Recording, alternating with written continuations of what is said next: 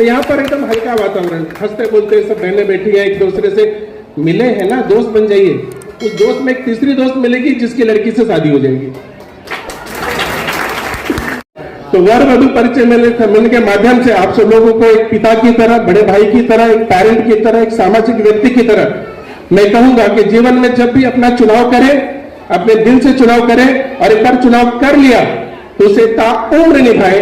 यही एक बात दिल से बताओ, क्या सारी गलतियां मेरी थी? बदले में नायिका उसको कहती है, नहीं जी, कुछ आपकी थी और कुछ मेरी थी। समझ रहे? और वहीं पर फिल्म बंद हो जाती है और पीछे से आवाज आती है गाने की, किशोर कुमार की, वही बड़ा फेमस गाना, मेरा जीवन कोरा कागज कोरा ही रह गया।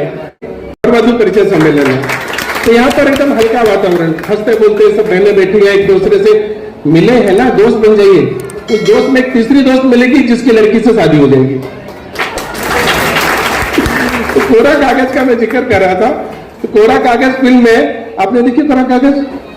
ये तो गलत बात है।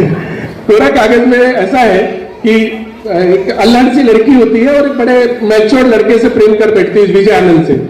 बहुत बड़े डायरेक्टर है, देवानंद के छोटे भाई, वो फिल्म के नायक है। तो फिल्म का नायक जो है वो बड़ा सिंसियर, अपने कैरियर को लेकर बड़ा एकदम गंभीर, और फिल्म की नायिका चुलबुली, एकदम मस्ती करने वाली, जिसे अपने कैरियर, अपने जीवन का कोई भान नहीं, अखिलेश भैया।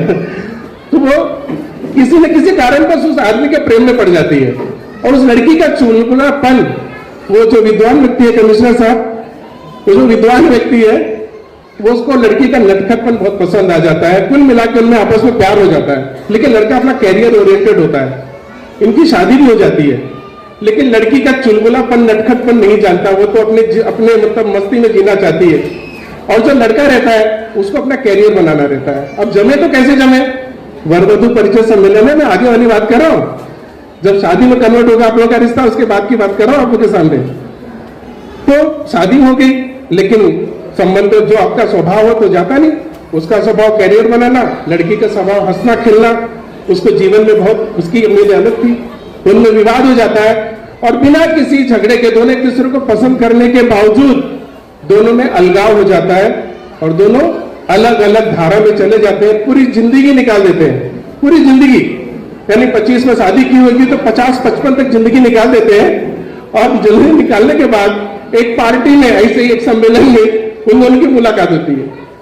सम्मेलन में मुलाकात होती है, दोनों सामने सामने बैठते हैं, सम्मान तो करते हैं क्योंकि आपस में झगड़ा तो हुआ नहीं, सिर्फ मन था, नहीं मिला, दोनों अलग हो गए बिना किसी की बुराई किए।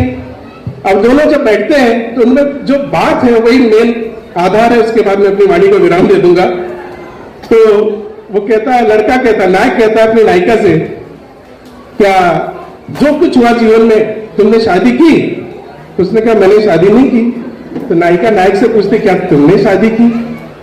तो उसने कहा मैंने भी शादी नहीं की। यानी दोनों ही अपनी तरफ से दिल से ईमानदार निकले। फिर नायक नायिका को कहता है, एक बात दिल से बताओ, क्या सारी गलतियां मेरी थी? बदले में नायिका उसको कहती है, नहीं जी, कुछ आपकी थी और कुछ मेरी थी। समझ रहे? और वहीं पर फिल्म बंद हो जाती है और पीछे से आवाज आती है गाने की, किशोर कुमार की, वही बड़ा फेमस गाना, मेरा जीवन कोरा कागज कोरा ही रह गया। तो वर वधु परिचय मिलने के माध्यम से आप सब लोगों को एक पिता की तरह, बड़े भाई की तरह, एक पैरेंट की तरह, एक सामाजिक व्यक्ति की तरह मैं कहूंगा कि जीवन में जब भी अपना चुनाव करें, अपने दिल से चुनाव करें, और एक बार चुनाव कर लिया तो उसे ताउम्र निभाए। यही एक संदेश के साथ मैं सुचित और सुनील को पुनः बार बार धन्यवाद दूंगा कि आप लोग आगे बढ़िए, हम लोग आपके साथ हैं। और आप दोनों के अंदर मैं एक ऐसी जोड़ी देखता हूं जो समाज को बहुत आगे लेके जाती है, क्योंकि आपके विजन अच्छे हैं। बहुत बहुत धन्यवाद, आपने मुझे मौका दिया ज्यादा बोलने का। Thank you. धन्यवाद साहब, बहुत बहुत